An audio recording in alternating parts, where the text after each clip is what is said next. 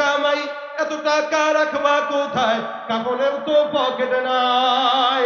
হালাল হারাম না মানিয়া কত টাকা করছো কামাই, এত টাকা রাখবা কোথায়, কাপড়ের তো পকেট নাই। টাকা পয়সা লইয়া কি কেউ কবরে গেছে, টাকা পয়সা লইয়া কি কেউ কবরে গেছে, কি জবাব দিবি রে তুই আল্লাহর কাছে, ওর মানুষ হইছো বেহুশ দুনিয়ার পিছে, কি জবাব দিবি রে তুই আল্লাহর কাছে। দুনিয়ারই মোহে পড়ে খোদাকে গেছো ভুলিয়া, জানো কি কবে কখন ছাড়তে হবে এই দুনিয়া। দুনিয়ারই মোহে পড়ে খোদাকে গেছো ভুলিয়া, জানো কি কবে কখন ছাড়তে হবে এই দুনিয়া। মরণকালে টাকা কি কারো সঙ্গে গেছে, জবাব দিবি রে তুই আল্লাহর কাছে, ওর মানুষ হইছ বেহুশ দুনিয়ার পিছে, কি জবাব দিবি রে তুই আল্লাহর কাছে, কি জবাব দিবি রে তুই আল্লাহর কাছে। আলহামদুলিল্লাহ الحمد لله علي الذات عظيم الصفات سميع السمات كبير الشان جليل القدر رفيع الذكر مطاع الأمر جليل البرهان. ونشهد أن لا إله إلا الله وحده لا شريك له، ونشهد أن سيدنا وسندنا وحبيبنا وحبيب ربنا وطبيبنا وطبيب قلوبنا ومولانا محمدا عبده ورسوله صلى الله عليه وعلى آله وأصحابه وبارك وسلم تسليما كثيرا كثيرا. الذي أرسله الله تعالى بالحق بشيرا ونذيرا،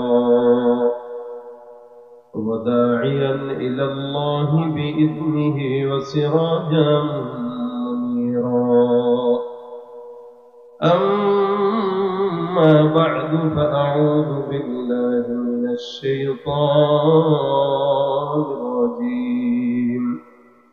بسم الله الرحمن الرحيم. الله لا إله إلا هو الحي القيوم. صدق الله مولانا العظيم.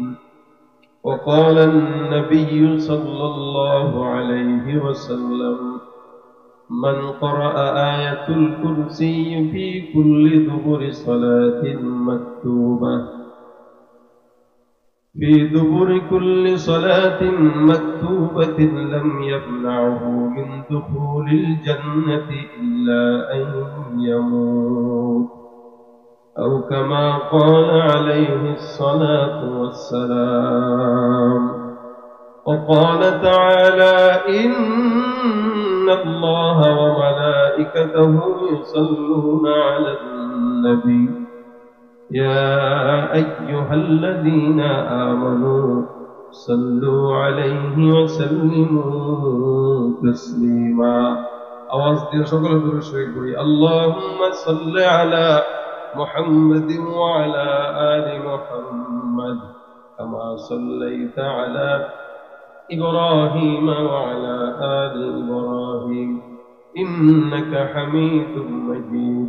اللهم بارك على محمد وعلى آل محمد كما باركت على إبراهيم وعلى آل إبراهيم إنك حميد مجيد. زبان كله آواز دیا شغل ذکر کری لا إله إلا الله لا إله إلا الله لا إله إلا الله لا إله إلا الله লা ইলাহা ইল্লাল্লাহ, লা ইলাহা ইল্লাল্লাহ, লা ইলাহা ইল্লাল্লাহ, লা ইলাহা ইল্লাল্লাহ মুহাম্মাদুর রাসূলুল্লাহ সাল্লাল্লাহু আলাইহি ওয়াসাল্লাম। আলহামদুলিল্লাহ, টেকনকপাড়া শামসুল উলুম ফিরাতুল মাদ্রাসা ফিরাতুল কোরআন মাদ্রাসার উদ্যোগে আয়োজিত বার্ষিক ওয়াজ মাহফিলের আজকের সম্মানিত সভাপতি, প্রধান অতিথি, দিনপুর ইসলাম প্রিয় ভাইরা, আল্লাহ পাকের দরবারে লাখো কোটি শুকর ও সুজুদ যে রব্বে কারীম দ্বীনি মজমায় আমাদেরকে রাত পর্যন্ত বসার তৌফিক দিয়েছেন। কালিমাতুর শুকর আদায় করি, সকলে বলি আলহামদুলিল্লাহ। মুখতাসার সময় আপনাদের সামনে দু চারটা কথা বলবো, যদিও আমাদের সকলের শ্রদ্ধেয় আল্লামা খালিদ সাইফুল্লাহ এই বিষয়ে মাদ্রাসাতুল আলী আলোচনা করে গেছেন। ওনার পরে মাহফিল না করাই ভালো। এরপরেও আপনারা আমাকে বসাইলেন, যেহেতু দু চারটা কথা ইনশাআল্লাহ আল্লাহ পাক যদি আমাকে তৌফিক দেন এমন কথা বলবো যে কথার উপরে আল্লাহ পাক আমাদের সকলকে আমল করার তৌফিক যেন দান করে, বলেন আমিন। আমাকেও যেন আমলের নিয়তে বলার তৌফিক দান করে, বলেন আমিন। এতগুলা মানুষ শেষ পর্যন্ত বসা আছেন, বাসায় তো কিছু নিয়ে যেতে হবে, কি বলেন আপনারা? আসলেন নিজের খরচে, যাবেনও নিজের খরচে, আবার আসার পরে মাদ্রাসায় মসজিদে দানও আপনারা করেন। পকেট তো ফাঁকা থাকে, এই পকেটে যেন কিছু ভরে বাসা পর্যন্ত নিতে পারি, ওই নিয়তে যদি বসেন তো ইনশাল্লাহ সওয়াব আছে। আর যতক্ষণ থাকবেন আওয়াজ দিয়ে স্বতঃস্ফূর্ত ভাবে থাকবেন ইনশাআল্লাহ। রাজি আছেন? সবাই রাজি আছেন? আমার যতটুকু নজর যাচ্ছে আজকের এই প্রোগ্রামে কি যুবক বেশি না মুরব্বী বেশি? আসলে যুবকদের আওয়াজ হয় বিড়ালের মতো, কি বলেন? এই এলাকার যুবকদের আওয়াজ কিসের মতো হয়? কিসের মতো হয়? এই যে বললো যে যুবকরা অনেক কিছু করলে পারে।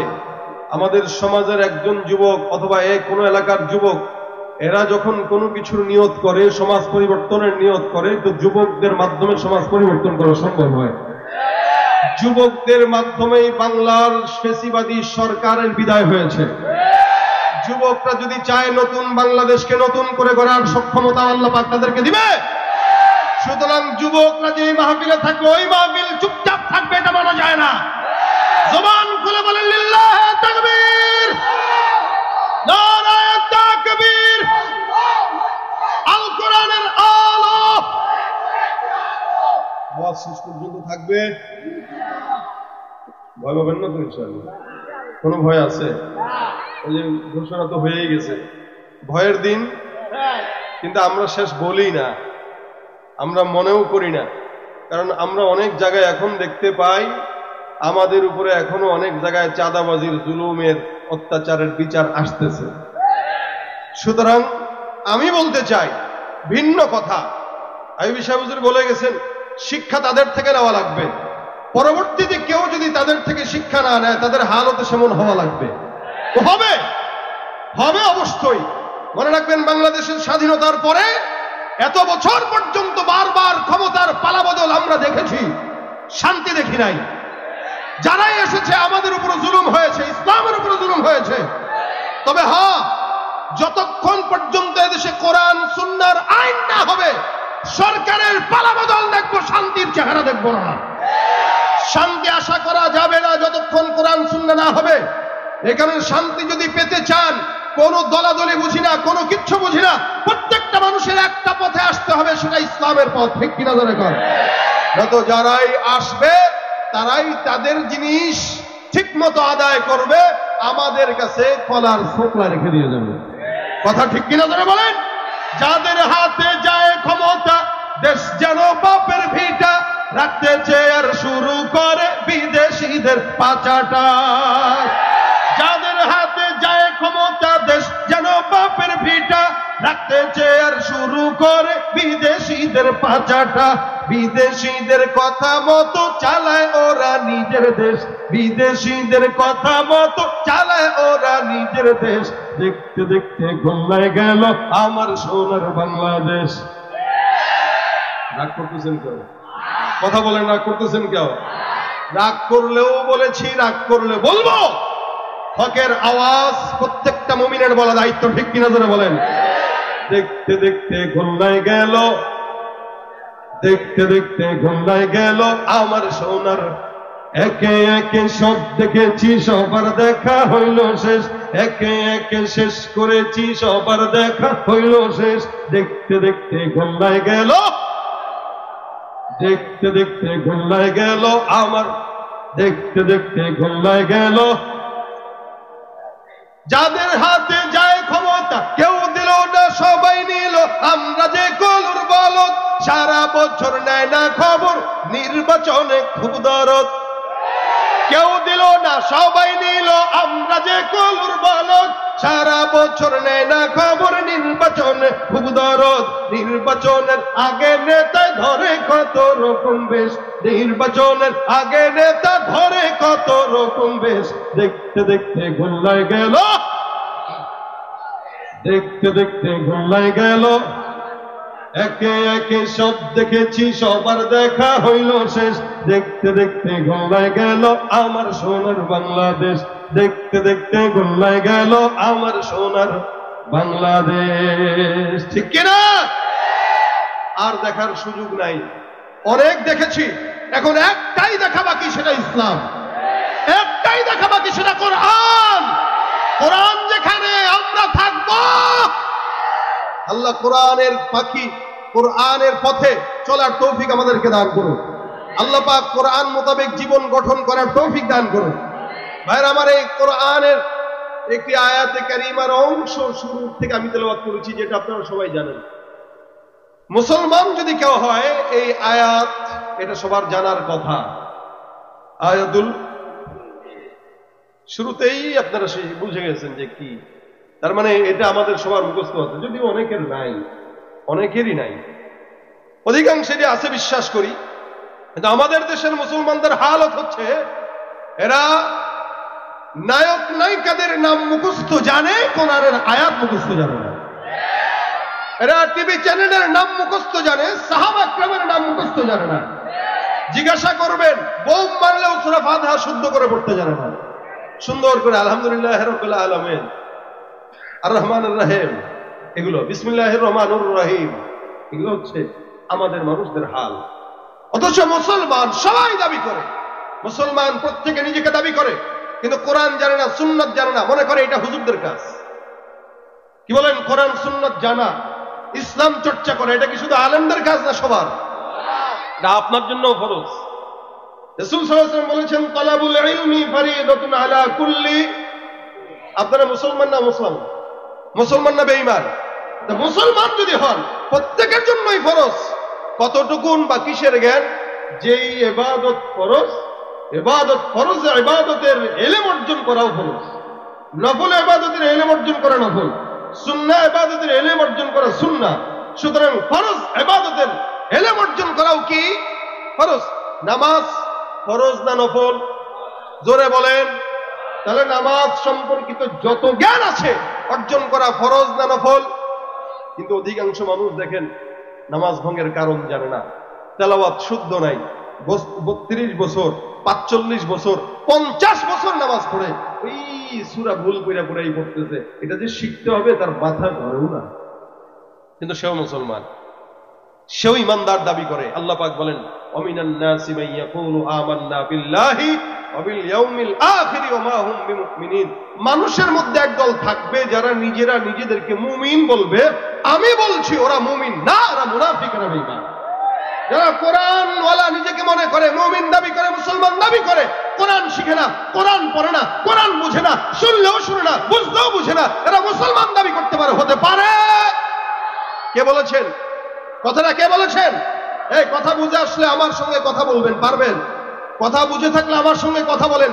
যারা মুসলমান দাবি করে সুন্নত মানে না, মুসলমান দাবি করে ইমানদার না, মুসলমান দাবি করে নামাজ ঠিক মতো পড়ে না, মুসলমান দাবি করে দান সদকা করে না, মুসলমান দাবি করে ওলামা একরাম পছন্দ করে না, আল্লাহর কথা অনুযায়ী তারা মুসলমান না বেঈমান? বলছেন কে এটা? না আমি বলছি। ওমা হুম বিমুমিনিন, আল্লাহ পাক বলছেন এরা মুমিন না, এরা দাবি করে, এরা ভণ্ড। কথা কয় না? এরা কি?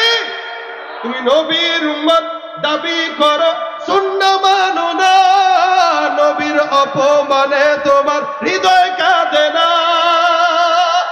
বিজাতীয় সংস্কৃতিতে সপেছ পর। অধিকাংশ যুবকের চেহারার দিকে তাকায় দেখেন, চুলের দিক দিয়ে নাই, ওদিকে চোখ,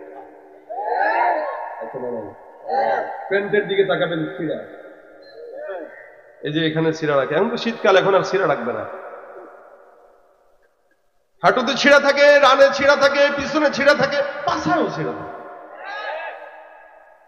আরে ভাই, পুরুষ মহিলা বিভেদ নাই, এক একজনের এক এক রকম হাল, দেখলে বোঝার উপায় নাই মানুষ না জানোয়ার। মনে হয় চিড়িয়াখানার দরজা খোলা ছিল, কোনো মতো খোলা আসছে, কানে দুলও আছে। যুবকদের হাল দেখেন, কিন্তু সে যদি জিজ্ঞাসা করেন কার মতো চুল রাখছো, বলে মেসির মতো। কিন্তু তাকে যদি জিজ্ঞাসা করেন জান্নাতে কার সাথে যাবা, রাসূলের সাথে, হ্যাঁ বলবে কিনা? আরে তুই চুল রাখলি কাফেরের মতো, চুল রাখলি বিধর্মীর মতো, যেতে চাস নবীর সাথে, এত সোজা কথা বলেন, এত সোজা। কবরে যাওয়ার পরে যদি দেখে পোশাকের অবস্থা তাদের মতো মিল, কার মতো দেখা যায়? ডোনাল্ড ট্রাম্পের মতো, তাহলে যাও তার সাথে যাও। আর দেখা যায় কার মতো? বলে হাবিবে কিবরিয়ার মতো, যাও রাসূলের সাথে জান্নাতে চলে যাও। তুমি বিজাতীয় সংস্কৃতিতে সপেছ পরার, তুমি কেমন মুসলমান, তুমি কেমন মুসলমান? নামাজের সাথে নাই পরিচয়, মানো না কোরআন, নামাজের সাথে নাই পরিচয়, মানো না কোরআন। তুমি কেমন মুসলমান, তুমি কেমন মুসলমান? তুমি সুদের টাকায় প্রাসাদ গড়ো, ঘুষ ছাড়ো না, দিন দুঃখী না খেয়ে মরে খবরে রাখো না। ঘুষ খেয়েও বিচার করো, ঘুষ খেয়েও বিচার করো, সাজিয়া প্রধান। তুমি কেমন মুসলমান, কেমন মুসলমান, তুমি কেমন মুসলমান? তুমি নামাজের সাথে নাই পরিচয়, মানো না কোরআন, নামাজের সাথে নাই পরিচয়, মানো না কোরআন। তুমি কেমন মুসলমান, তুমি কেমন মুসলমান? সারা নাই। মুসলমান যারা দাবি করেন আয়াতুল কুরসি পারেন না, এদের জন্য এক বালতি ঘৃণা। কি বলেন, ঠিক না? এদের শেখা উচিত না? আপনাদেরও উচিত কিনা? কেন উচিত এটাই আমি আপনাদেরকে বুঝাবো, কেন যে উচিত। প্রত্যেকটা মুসলমানের জন্য এই আয়াতটা একটু বড় হইলেও শিখা দরকার আছে না নাই?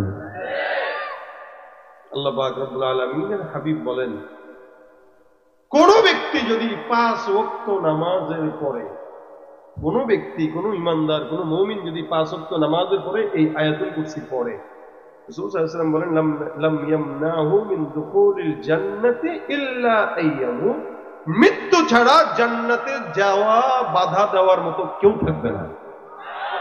একটু জোরে বলেন সুবহানাল্লাহ। মৃত্যু ছাড়া জান্নাতে যেতে বাধা দিবে না কেউ। তার মানে কেউ যদি 5 ওয়াক্ত নামাজের পরে আয়াতুল কুরসি পড়ে তো বিনা কথায় জান্নাত। সুবহানাল্লাহ। তার মানে তার হায়াত আর জান্নাতের মাঝখানে যেটা পর্দা থাকবে সেটা কি? মৃত্যু। সেটা কি? মরতে দেরি, জান্নাত পেতে দেরি হবে। কার কথা? নবীর কথা। কার কথা বলেন? কার কথা? রাসূল সাল্লাল্লাহু আলাইহি ওয়াসাল্লাম বলেছেন, কেউ 5 ওয়াক্ত নামাজের পরে এটা করবে আর সে জান্নাতে যাবে না, এটা হতে পারে না। এই আয়াতের মধ্যে আল্লাহ পাকের শান বর্ণনা আছে। আমি শুধু এই আয়াত কারিমা নিয়ে আপনাদের সঙ্গে কথা বলবো, ভিতরের কথা বলতেছি না। এটার ফজিলতটা কি সেটা আমি আপনাদেরকে শোনাইতেছি। আল্লাহ পাক শুরুতে বলেন, আল্লাহু লা ইলাহা ইল্লা হুয়াল হাইয়ুল কাইয়্যুম। দেখেন, আল্লাহু লা ইলাহা ইল্লা হু, শুরু থেকে যে আল্লাহ স্বীকারোক্তি দিচ্ছেন, আল্লাহ লা ইলাহা ইল্লা হু, তার কোন শরীক, তার কোন শরীক তিনি ছাড়া কেউ। এটা আমাদের ঈমান। আমরা আল্লাহকে মানি এই জায়গায় যে আমাদেরকে ফাঁসির মঞ্চে নিলেও আমরা বলবো আল্লাহ ছাড়া আর কেউ নেই। কথা বলেন ঠিক কিনা? কিন্তু আমাদের দেশের যারা রাজনীতি করে বা অতীতে করেছে, এরা আল্লাহর চাইতেও তাদের দলের নেতাকে বড় মনে করে। কথাটা মাঝখানে মেরে দিলাম, কষ্ট পাবেন না। কিন্তু আল্লাহ বলতেছে কি, লা ইলাহা ইল্লা হু, তিনি ছাড়া কোনো ইলাহ অথচ আল্লাহর বিরুদ্ধে যারা কথা বলে আসছে এতদিন পর্যন্ত, এদেরকে খোলা জমিনে রেখে রেখে এদেরকে জামাই আদর করে খাওয়াইছে। এখনো পর্যন্ত অবাক লাগে, যেই সমস্ত বেঈমানেরা, যেই সমস্ত খারাপ লোকেরা, যেই সমস্ত জালেমেরা আল্লামা খালেদ সাইফুল্লাহ আইভী সহ, মামুনুল হক সাহেব সহ সমস্ত উলামা ইকরামদেরকে হাতে কড়া দিয়ে জেলখানায় নেওয়া হয়েছে, ওই সমস্ত জালেমদেরকে জামাই আদরে এখন জেলখানায় পাঠানো হচ্ছে। উচিত ছিল কুকুরের মতো টেনে হেঁচড়ে পাঠানো, কুকুরের মতো টেনে হেঁচড়ে পাঠানো দরকার ছিল। এক একজন আবার সালাম দেয়, এমনি লজ্জা নাই, কতটা বেহায়া বলে এমনি দেয়, কতটা বেহায়া। ইদা লাম তাস্তাহি ফাসনা মা শি'তা, নবী বলেন যখন তোর লজ্জা থাকবে না তোর যেমন চাই করবি। লজ্জা শরম কতটা খাইলে পরে ধরা খাইছে, অকাম কইরা যাচ্ছে, আবার হাত দেখাইছে, আর আমরাও কিছু বলতেছি না। তারা এভাবেই জেলখানায় যাচ্ছে। অথচ আলেমদেরকে এরাই বন্দি করে পায়ে বেড়ে দিয়ে, হাতে বেড়ে দিয়ে, যেন আলেমরা একটা সমাজের সবচেয়ে বড় চোর। অথচ এই দেশের সবচেয়ে বড় দিন দরদি কেউ যদি থাকে তারা হলো আলেম সমাজ, যারা নিজের স্বার্থ ছাড়া মানুষ গঠন করার জন্য জিন্দেগি বরবাদ করে দেয়। আর আমাদের টাকা চুরি করে কোটি কোটি টাকা যারা পাচার করে বিদেশ পাঠিয়েছে, ওদেরকে বুক ফুলিয়ে জেলখানায় নেওয়া হচ্ছে। তার মানে এটা জেলখানায় নেওয়া না, আপনার আমার আইওয়াস, কথা বুঝেন না আপনারা? জেলখানায় নেওয়া না, দেখানো নিশ্চিত ধর্ষিত, এভাবে করলে হবে না। প্রত্যেকটা জালেমের বিচার বাংলার জমিনে করা দরকার, ঠিক কিনা? কারণ তারা আল্লাহর উপরে তাদের নেতাদেরকে প্রাধান্য দিয়েছে। মুসলমান হয়েও তারা আল্লাহর সঙ্গে অন্য কাউকে শরীক করেছে, নিজেদের অজান্তে, নিজেদের অজান্তে। আল্লাহ পাকের সবক লা ইলাহা ইল্লাহু, তিনি ছাড়া কেউ হাইয়ুল কাইয়ুম, জীবিত না মৃত? কথা কয় না। কতদিন জীবিত? আল্লাহু আল্লাহ। আগেও ছিল, এখনো, ভবিষ্যতেও ঘুমায়। কথা বলেন, ঘুমায়? আপনারা ঘুমান কিনা? আমি ঘুমাই কিনা? এলাকার চেয়ারম্যান ঘুমায় কিনা? মেম্বার ঘুমায় কিনা? চেয়ারম্যান ঘুমাইলে এলাকা চলে, মেম্বার ঘুমাইলে এলাকা চলে, রাষ্ট্রের প্রধান না থাকলে রাষ্ট্র চলে, মাওলায় ঘুমাইলে না, তন্দ্রাচ্ছন্ন হইলেও দুনিয়া চলতে পারে না।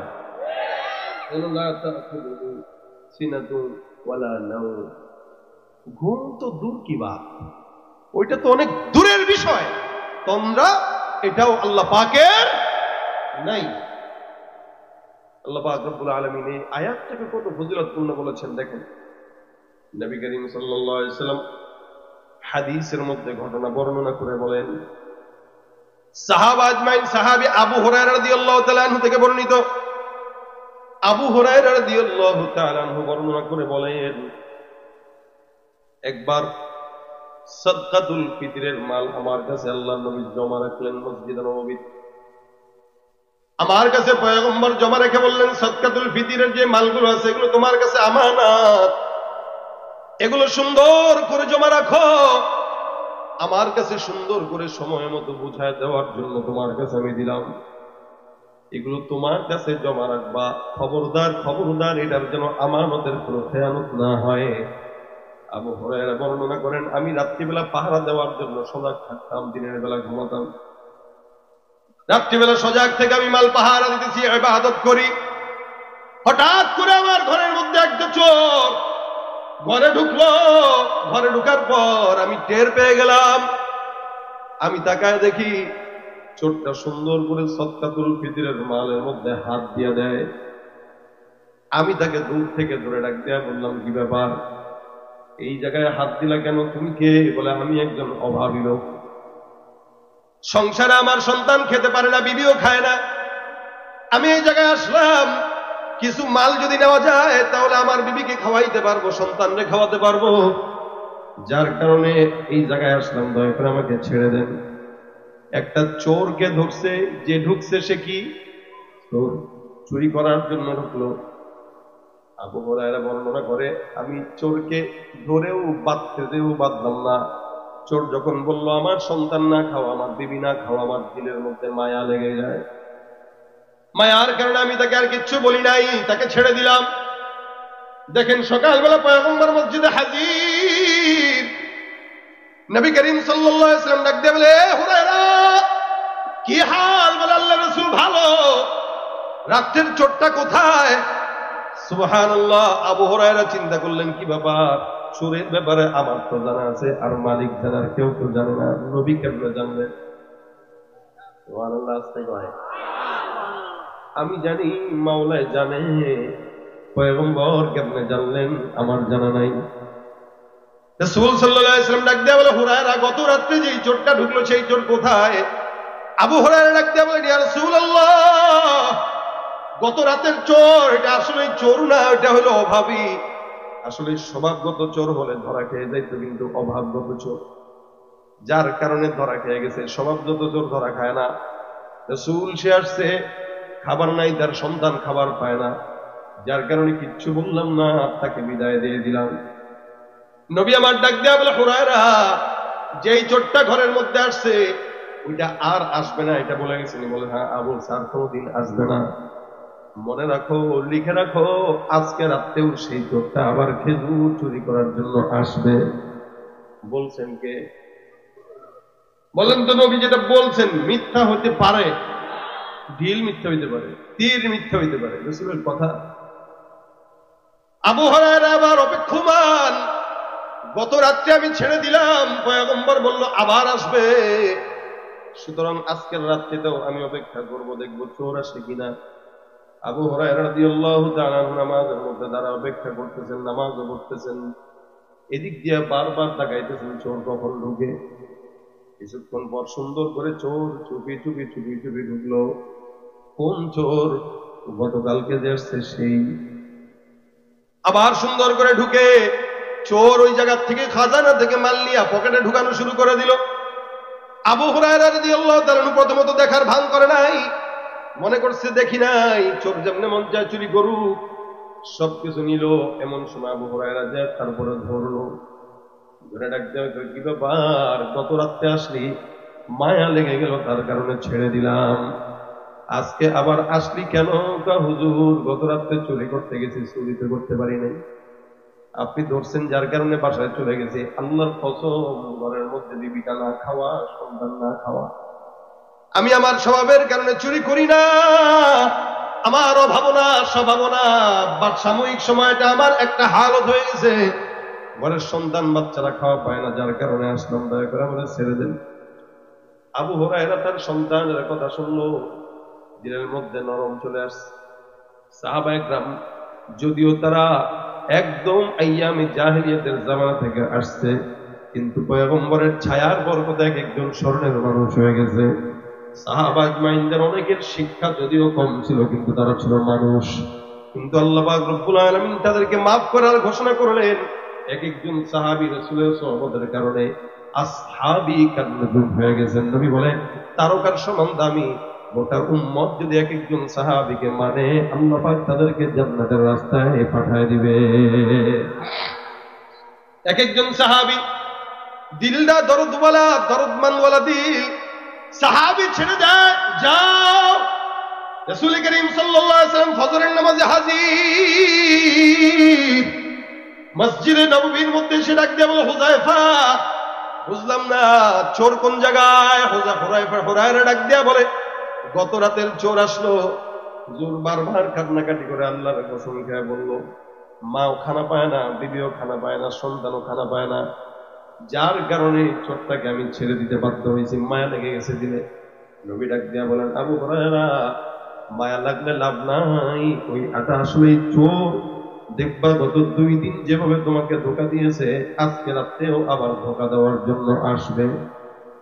পয়গম্বর 3 বার বললেন, প্রথমবার বললেন, দ্বিতীয়বার বললেন, চোর 2 বার আসলো। এবার পয়গম্বরের কথা অনুযায়ী 3য়বারের পালা। আবু হুরায়রা চিন্তা করে, এই চোরটাকে 2 বার ছাড়ছে, এবার যদি ধরা পড়ে আর ছাড়াছাড়ি নাই। আমাদের দেশেও চোর আছে কিনা? ধরলে কি করেন? মারেন না, সাইজ করেন। কিন্তু আফসোসের বিষয়, 2 টাকার পকেট মারকে ধরলে আমরা মারতে মারতে বেহুশ বানায় দেই। অথচ এদেশের সবচেয়ে বড় বড় কোটিপতি চোরেরা, এরা সামনে পাইলে বারবার সালাম দেয়, ঠিক কিনা? ছোট চোররে মারি, বড় চোররে সালাম দেই। এই কারণে তো দেশ চোর মুক্ত হয় না, দিন যত যায় চোর বাড়ে। কথা ঠিক কিনা? ভাইরা আমার, চেহারা দেখতে মানুষ, আসলে চোর। চেহারা দেখতে মানুষ, আসলে দুর্নীতিবাজ। চেহারা দেখতে মানুষ, আসলে ঘুষখোর। এজন্য চেহারা মানুষের মতো হইলে মানুষ না। আবু হুরায়রা মনে করছে এটা মানুষ চোর, কিন্তু মানুষ না, চোর। মনে রাখবেন, মানুষ এক জিনিস, গুনাহগার এক জিনিস। প্রকৃত মানুষ যারা তারা চুরি করতে পারে, প্রকৃত মানুষ যারা আল্লাহর কথা অবাধ্য করতে পারে, প্রকৃত মানুষ যারা সুন্নাত থেকে বাইরে যেতে পারে। জোরে বলেন ভাইরা আমার। দেখেন, নবী করিম ডাক দিয়ে বলে, আবু হুরায়রা, আবার আগামীকাল এই লোকটা আসবে। সাহাবী আবু হুরায়রা নামাজে দাঁড়াইলেন, সুন্দর করে দেখতেছেন কোন জায়গায় আসে, কোন দিক দিয়ে আসে। দড়ি মুড়ি ফিট করে রাখতে, আজকে যদি আসো বাইন্দা একদম রাসূলের কাছে নিয়ে যাবো। 2 দিন মাফ করছি, আজকে কোনো মাফ নাই। প্রস্তুত নিয়ে আছে। চোরটা সুন্দর করে আবু হুরায়রার ঘরের মধ্যে ঢুকলো। ঢোকার পরে এবার সাহাবী আবু হুরায়রা রাদিয়াল্লাহু তাআলা আনহু সুন্দর করে খপ করে চোরটার হাত ধরে রশি দিয়ে বাঁধা শুরু করছে।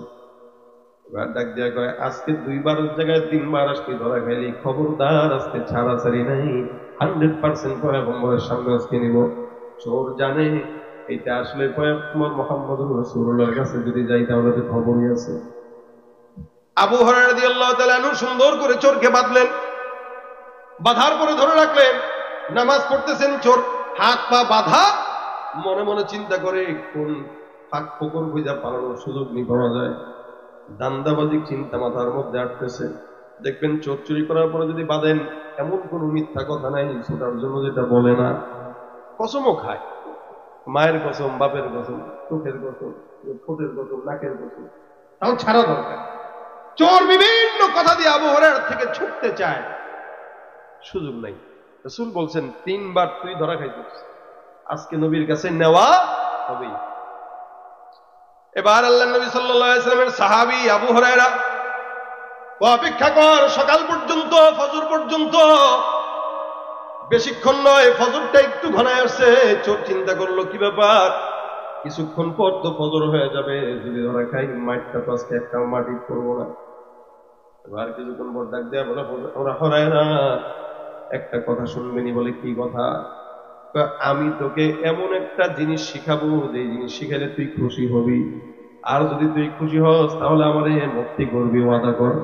আবু হুরায়রা কি শিখাইবা? আমি তোমাকে কোরআন থেকে একটা আয়াত শিখাবো, যে আয়াতটা তুমি জানো না। এটা জানার পর যদি তুমি খুশি হও, কথা দাও আমাকে ছেড়ে দিবা। আবু হুরায়রাকে লোভ দিচ্ছে।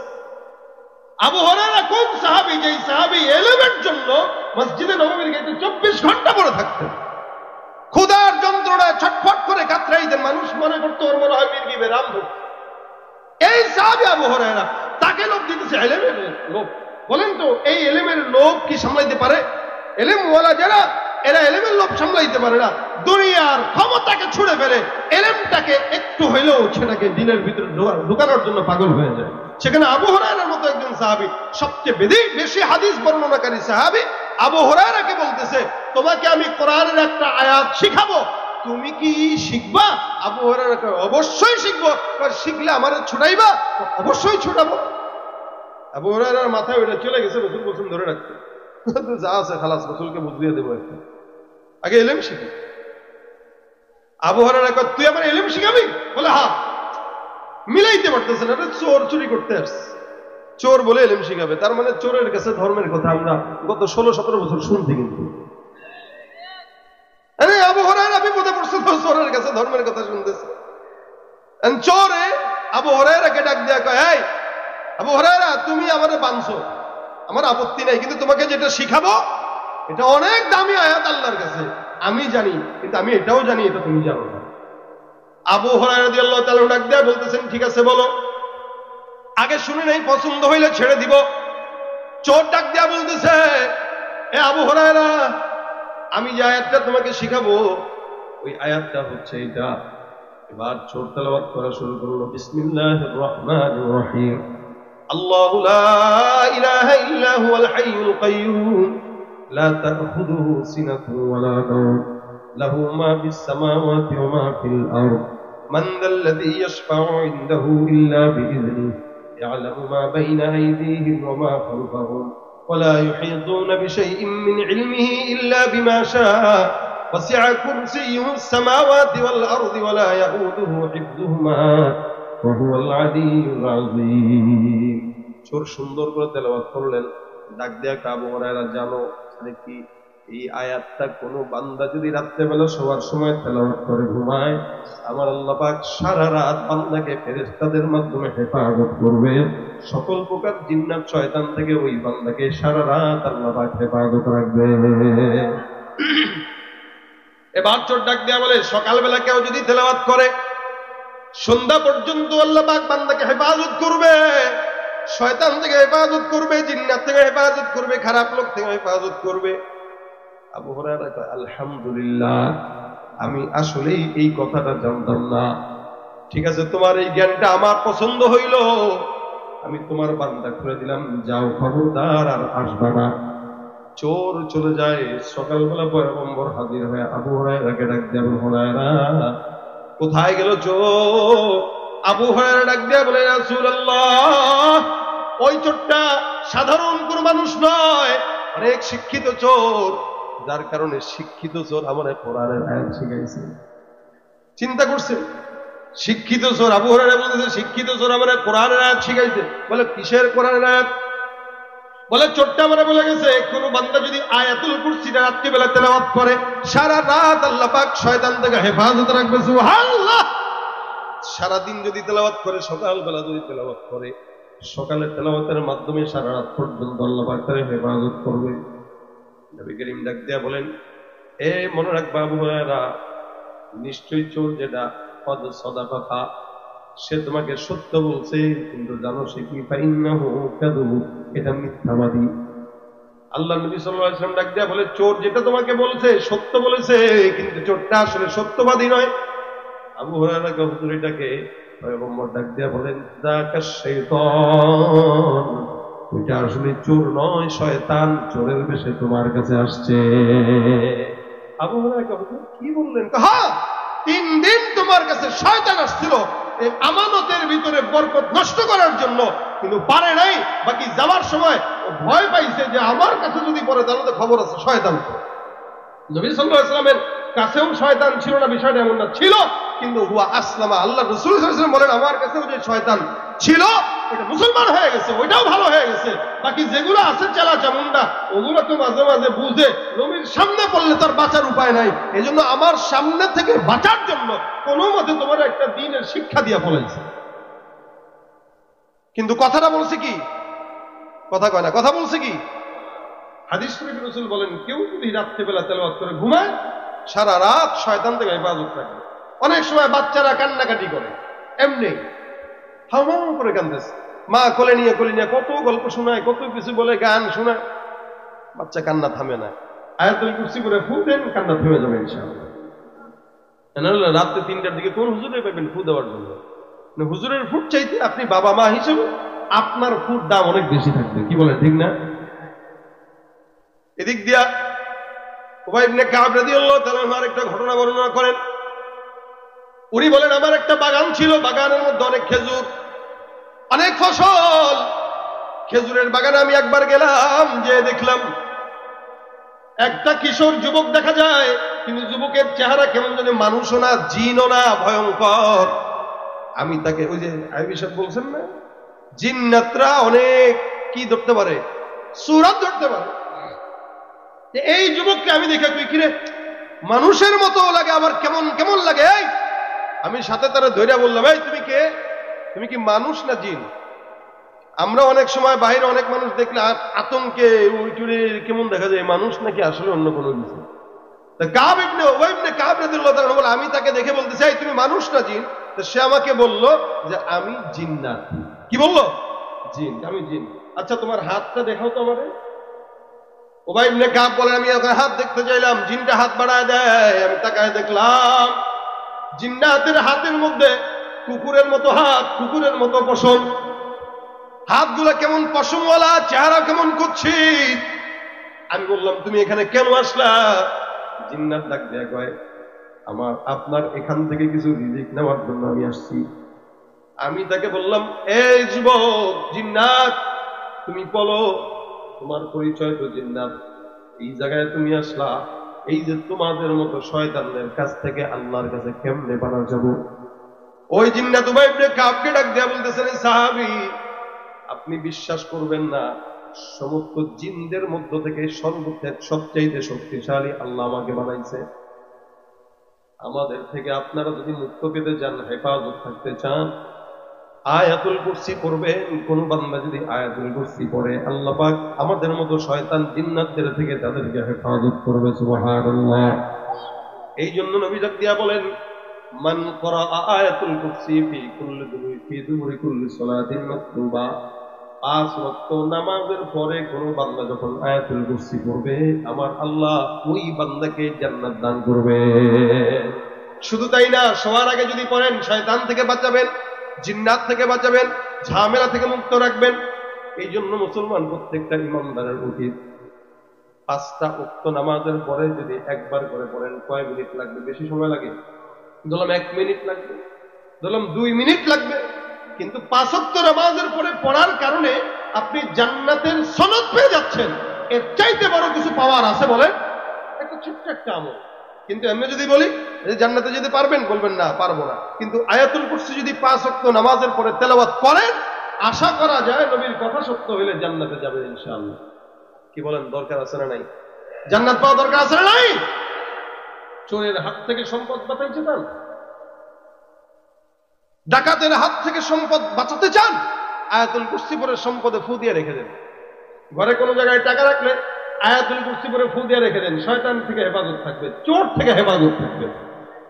এ মুসলমান, এই কারণে এই যে সমাজে কত মানুষ দেখতেছেন, সবাই কিন্তু মানুষ না, চোর আছে না নাই? কথা বলে আছে না নাই? রাস্তাঘাটে যায় না চলা এই মানুষের ভিড়ে, ওই ভিড়ের মাঝেও আবার কেহ অন্যের পকেট মারে। রাস্তাঘাটে যায় না চলা এই মানুষের ভিড়ে, ওই ভিড়ের মাঝে আবার কেহ অন্যের পকেট মারে। তাকেও যদি মানুষ বলো, আমার বলার কিছুই নাই। তাকেও যদি মানুষ বলো, আমার বলার কিছুই নাই। মানুষ দেখতে চলো এবার জাদু ঘরে যায় সবাই। আরে সাধের দুনিয়ায় মানুষ পাওয়া বড় দায়। মানুষ দেখতে চলো এবার জাদু ঘরে যায় সবাই। ঠিক কিনা? শিক্ষার জোরে, ডিগ্রির ভারে, সাহেবের মাজা বাঁকা, মুচকি হেসে সব অফিসে নেয় যে ঘুষের টাকা। শিক্ষার জোরে, ডিগ্রির ভারে, সাহেবের মাজা বাঁকা, মুচকি হেসে সব অফিসে নেয় যে ঘুষের টাকা। শিক্ষিত এই অমানুষদের দেশে তো আর অভাব নাই। শিক্ষিত এই অমানুষদের দেশে তো আর অভাব নাই। মানুষ দেখতে চলো এবার জাদু ঘরে যাই সবাই। আরে সাথের দুনিয়ায় মানুষ পাওয়া বড় দায়। মানুষ দেখতে চলো এবার জাদু ঘরে যাই সবাই। ঠিক না? চোর সব জায়গায় আছে। চোরের অনিষ্টতা থেকে বাঁচতে এই আয়াতুল কুরসির বিকল্প কিছু এখানেও থাকতে পারে। বাসায় যেয়ে দেখবেন মোবাইলটা শেষ, দেখবেন 500 টাকা নিয়ে গেছে। এই কারণে যখন সুযোগ হয় আয়াতুল কুরসি তেলাওয়াত করবেন। এটা আপনার জান্নাতের রাস্তাকেও সহজ করবে, আপনার সমস্ত প্রকার বিপদ আপদ থেকেও হেফাজত করবে। কি বলেন? কথা বুঝতে পারছেন? কয় ওয়াক্ত নামাজের পরে পড়বেন? কয় ওয়াক্ত? 2 ওয়াক্ত নাই, কয় ওয়াক্ত? হ্যাঁ, নবী তো বলছেন সকালে আর রাত্রে, কিন্তু রাসূল সাল্লাল্লাহু আলাইহি ওয়াসাল্লাম তো বলছেন সকালে আর রাত্রে যদি পড়ে, তাহলে রাত্রের হেফাজতের দায়িত্ব আল্লাহর হাতে, সকালের হেফাজত থেকে দিন রাত পর্যন্ত যত দরকার সেটাও আল্লাহর হাতে। কিন্তু অন্য জায়গায় বলছেন 5 ওয়াক্ত নামাজের পরে পড়লে জান্নাতের দায়িত্ব আল্লাহর হাতে নিয়ে নেবেন। এই জন্য যদি মুখস্থ না থাকে, কোরআনটা খুলে মুখস্থ করবেন তো ইনশাআল্লাহ। আমি চেষ্টা করবো পড়তে, আপনিও চেষ্টা করবেন পড়তে ইনশাআল্লাহ। আল্লাহ পাক আমাদেরকে পড়ার তৌফিক দান করুন।